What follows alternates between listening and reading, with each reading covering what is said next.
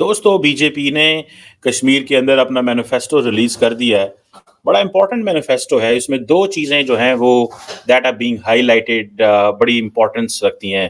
पहली बात तो ये है कि उन्होंने कहा है कि आर्टिकल 370 जो है वो हिस्ट्री है। इसमें मैं एक इंटरेस्टिंग चीज़ बताऊं कि बार-बार बीजेपी को बताना पड़ता है कि 370 इज अ हिस्ट्री। धारा 370 अब पास्ट है, इतिहास बन चुकी है, इसको कोई वापस नहीं ला सकता। जो कश्मीर के सो कॉल्ड आपके मित्र है, वो घाटी में रहते भी नहीं थे, लंदन में जाकर बसे थे और यहाँ जनता को मरने के लिए खुला छोड़ दिया था। या कश्मीर इस टाइम जो कंडीशन है सर देखे पहले अपने पाकिस्तान को देखे, जो हमारे भाई भूखे मारे। यहाँ पे 28 करोड़ अवाम है, वहाँ पे 1 करोड़ अवाम होगी, लेकिन ये 28 करोड़ अवाम भूखी मार रही है। पहले तो हम पाकिस्तान को देखें ना, फिर हम दूसरे मुल्कों के देखेंगे।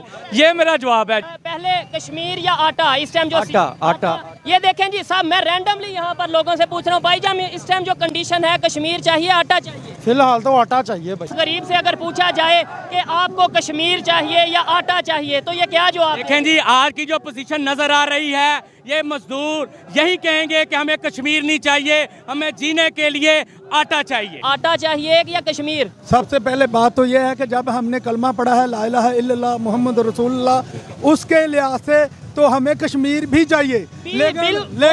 लेकिन अगर हम जिंदा रहेंगे तो कश्मीर के लिए जाएंगे। जब इधर के हुक्मरान ही मोदी बन जाएंगे तो हम कश्मीर को। प्राइम मिनिस्टर नरेंद्र मोदी ने एक दफा फिर से कश्मीर और आर्टिकल 370 को लेकर एक बहुत बड़ा बयान जारी कर दिया है। कश्मीर के अंदर जैसे कि सबको मालूम है कि इलेक्शन होने जा रहे हैं, बीजेपी ने अपना मैनिफेस्टो जो रखा है उसमें 2 बड़े अहम पॉइंट डिस्कस किया है। एक ये कि आर्टिकल 370 को हटाना अब ये जो है इंडिया की हिस्ट्री बन चुका है, मतलब इसको रिस्टोर कभी नहीं किया जा सकता। मतलब डायरेक्टली और इनडायरेक्टली इंडिया ने पाकिस्तान को ये मैसेज दिया है कि कश्मीर को अपना बनाने के ख्वाब देखना छोड़ दो। दूसरी जानब एक बहुत बड़ी बात जिसका काफी टाइम से जो है हिंदू पंडितों को इंतजार था कि वो अपने घर कब लौटेंगे, तो इस दफा बात ये की जा रही है कि कश्मीर के अंदर हिंदू पंडितों को वापस बुलाया जाएगा। मोदी साहब ने जो कहा कि माइनॉरिटीज को हम कश्मीर के अंदर जो है पुरअमन तरीके से बजाएंगे। उन्होंने सिख की बात की, हिंदुओं की बात की, लेकिन उन्होंने मुसलमानों की बात नहीं की। मतलब कि मुसलमान कश्मीर के अंदर मेजॉरिटी में है। बहुत बड़ी डेवलपमेंट जो है कश्मीर के अंदर होने जा रही है। इस पूरे रीजन में इसका बहुत बड़ा चेंज आने वाला है और पाकिस्तान इसके ऊपर क्या रिएक्ट करेगी? क्या पाकिस्तान बाकी आर्टिकल 370 को हिस्ट्री समझ रही है, जिसको इंडिया जो है बार बार पाकिस्तान को कह रहा है कि कश्मीर को भूल जाओ, क्या बाकी पाकिस्तान भूल जाएगा? हेलो दोस्तों, जैसा कि आपने हाईलाइट में देखा, जम्मू कश्मीर और विधानसभा चुनाव को लेकर बीजेपी ने अपने संकल्प पत्र जारी किए। गृह मंत्री अमित शाह ने शुक्रवार को जम्मू पहुंचे ही उन्होंने पार्टी के संकल्प पत्र जारी किया। केंद्र शासित प्रदेश के लोग बीजेपी से 25 बड़े वादे किए। इसमें अग्निवीर को जम्मू कश्मीर के सरकारी नौकरियों 20% कोटा देने का वादा किया। आईटी हब बनाने के जिक्र और जम्मू कश्मीर के दोनों रीजन में मेट्रो सेवा चलाने की बात कर रही है। संकल्प पत्र जारी करते हुए अमित शाह ने कहा कि आज़ादी के समय से हमारी पार्टी के लिए जम्मू कश्मीर बहुत अहम रहा। आज़ादी के समय से हमने इसे भारत के साथ जोड़ने के लिए बहुत प्रयास किया। पहले भारतीय जनसंघ, फिर भारतीय जनता पार्टी जम्मू कश्मीर के लिए संघर्ष किया है। उन्होंने कहा कि अनुच्छेद 370 इतिहास बन चुका है, अब ये लौटकर नहीं आएगा। ये बात उन्होंने नेशनल कॉन्फ्रेंस के घोषणा पत्र में हमें बोलते हुए कहा।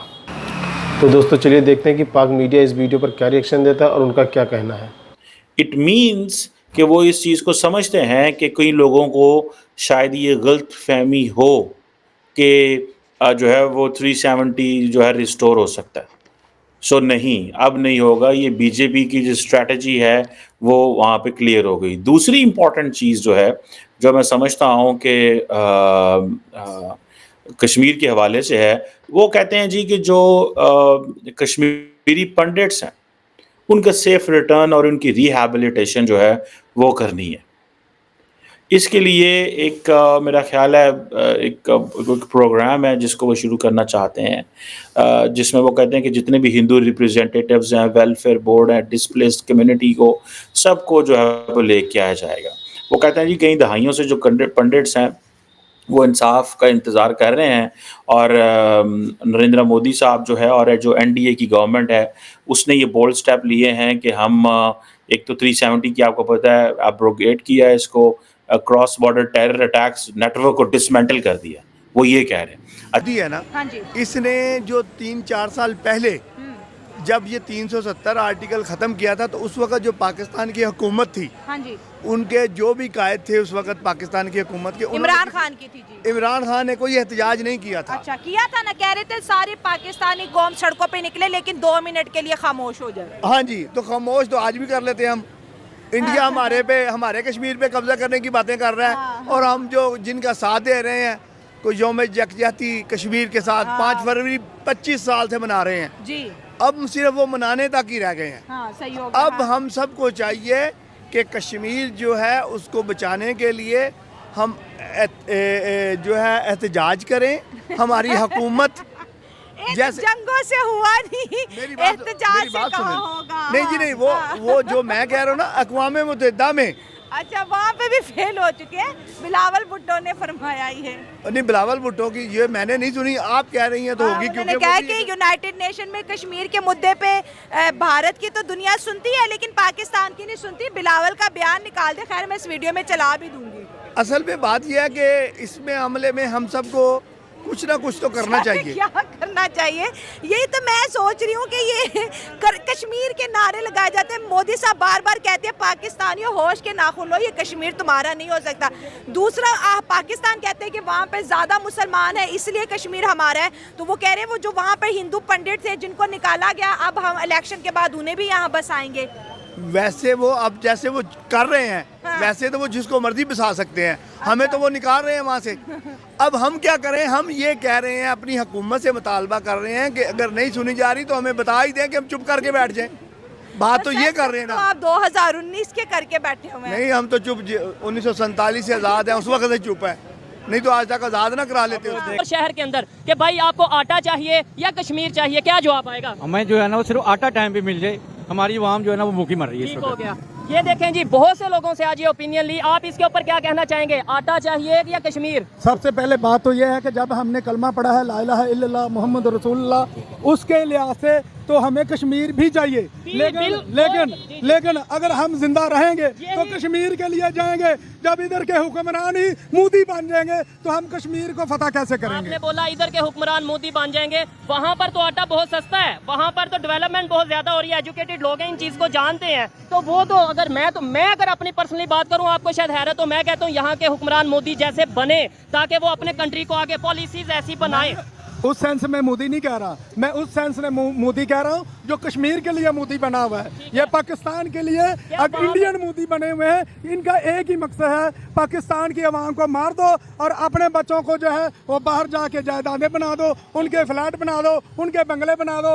जब इनका बारी आती है कि ये फ्लॉप हो रहे हैं तो ये मुल्क से बाहर भाग जाते हैं। आज ये सिचुएशन आ गई है कि पानी भी बिक रहा है, ठीक है। जहाँ पर हम ये कहते थे पाकिस्तान में पानी की कमी नहीं है, पाकिस्तान में जो से कोई मादनियात की कमी नहीं, आज पानी भी बिक रहा है, वो भी साफ नहीं है, आटा तो दूर की बात। हम बिल्कुल जरखेज जमीन के जो है पाकिस्तान है, पानी हमारे पास वाफर है, मगर ये हमें पानी देना ही नहीं चाहते। ये चीज है, ऐसे ही है। खैर, लूट के सब बाहर लेके हैं, गरीब आवाम पे इसके कर्जा ये लेते हैं, अदा हम करते हैं। सर एक बात बताएं, आप इधर आइएगा चेयरमैन साहब जी, ये बताएं हर साल नई पार्टी बन रही है, जिसका दिल करता है, मेरा आज दिल करेगा कल मैं अपनी पार्टी बना लूंगा, लेकिन ये पार्टीज बनने का फायदा क्यों नहीं हो रहा? कोई इनकलाब क्यों नहीं आ रहा? अब आवाम की आवाज आगे क्यों नहीं आ रही? 75 साल से क्यों पिसते जा रहे हैं?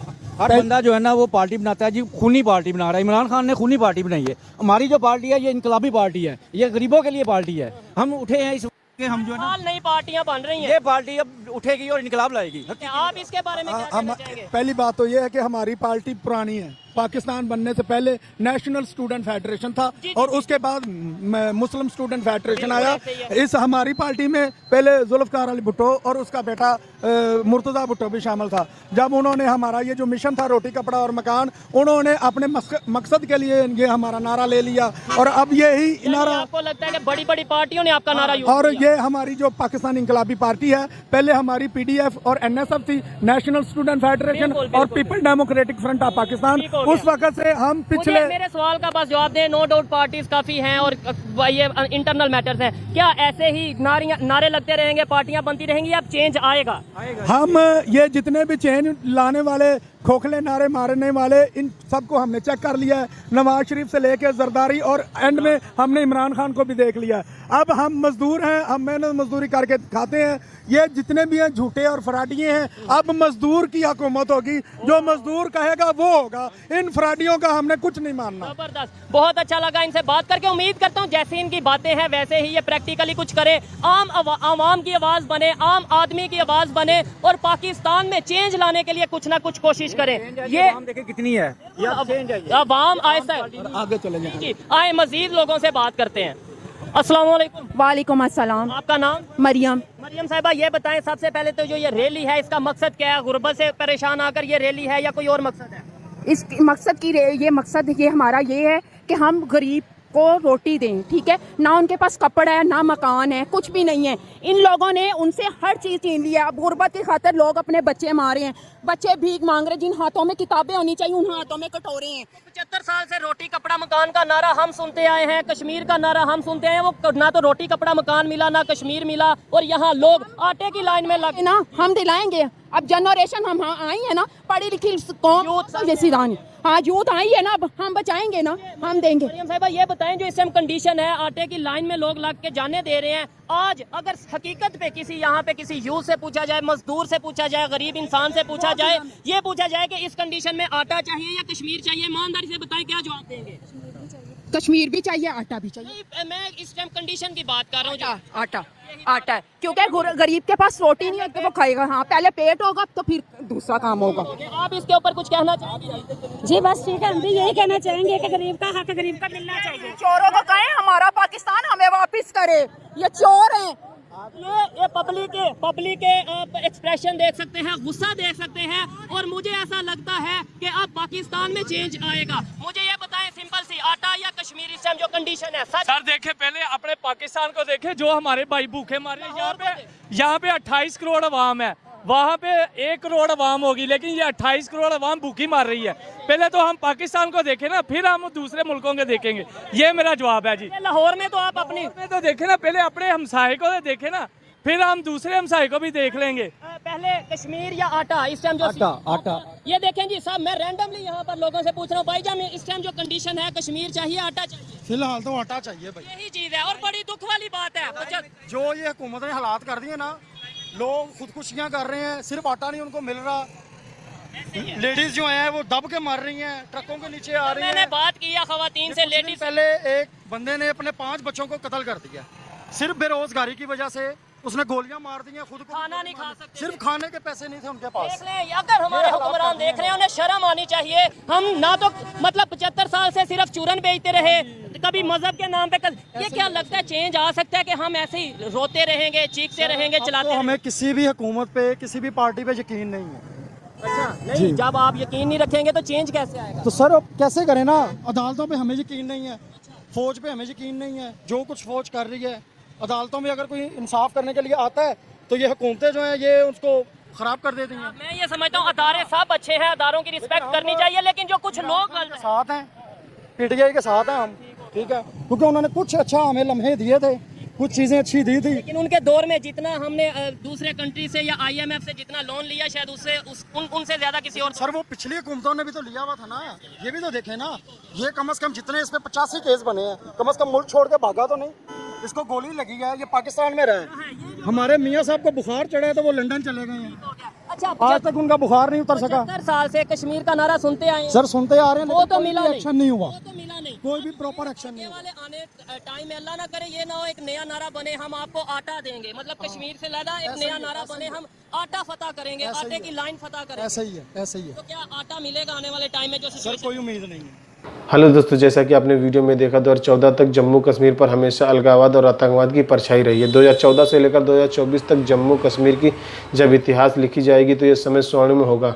इन 10 सालों में पर्यटन पर फोकस रहा है। पहले अनुच्छेद 370 की परछाई में अलगाववादियों की मांग के आगे सरकार नतमस्तक होती रही है। उन्होंने कहा कि सरकार बनने के बीजेपी इस श्रेत पर लाएगी, इसे आतंकवाद को प्रस्तुत करने वाले का खुलासा होगा। अमित शाह ने कहा कि बड़ी दुखद की बात है कि एनसीए नेशनल कॉन्फ्रेंस का एजेंडा मैंने पढ़ा है, इसे कांग्रेस ने मूर्ख समर्थन दिया है। मैं बता देना चाहता हूं कि अनुच्छेद 370 कभी वापस नहीं आ सकता। इसकी वजह से अलगाववाद पनत था जो आतंकवाद को बढ़ावा देती है। जम्मू कश्मीर की सबसे बड़ी ज़रूरत शिक्षा की थी। 10 साल से 59 कॉलेज मान्यता मिली है। नेशनल कॉन्फ्रेंस पर हमला बोलते हुए अमित शाह ने कहा कि मैंने एनसी के एजेंडे पढ़े हैं। उमर अब्दुल्ला को बताना चाहता हूँ कि हम गुजर बरकावाल के पहाड़ियों और परीक्षण आपनों को छूने नहीं देंगे। जम्मू कश्मीर को सरप्लस देने वाले स्टेट बनाएंगे। कश्मीर 370 के कारण रिजर्वेशन संभव नहीं। मोदी सरकार 370 हटाने के बाद आरक्षण संभव हुआ। पहले गुज्जर बकरवाल के जो आरक्षण नहीं मिलता था अब वो मिलता है। गृह मंत्री ने कहा कि लोकसभा चुनाव में हुए 58% मतदान एक रिकॉर्ड है जो बताते हैं जो जनता डेमोक्रेसी में कितना विश्वास है। 2023-2024 के ऑर्गेनाइजिंग स्टेन पोल्टिंग के एक भी घटना नहीं हुए, एक भी ऑर्गेनाइजल हड़ताल नहीं हुई। 300 साल के बाद घाटी में थिएटर चालू हुए, 32 साल के बाद ताजिया निकले हैं। अमरनाथ यात्रा, वैष्णो देवी यात्रा अच्छी हुई है। तो दोस्तों वीडियो कैसा लगा अपनी राय कमेंट बॉक्स में जरूर दें। वीडियो पसंद आए तो लाइक और सब्सक्राइब करना ना भूलें।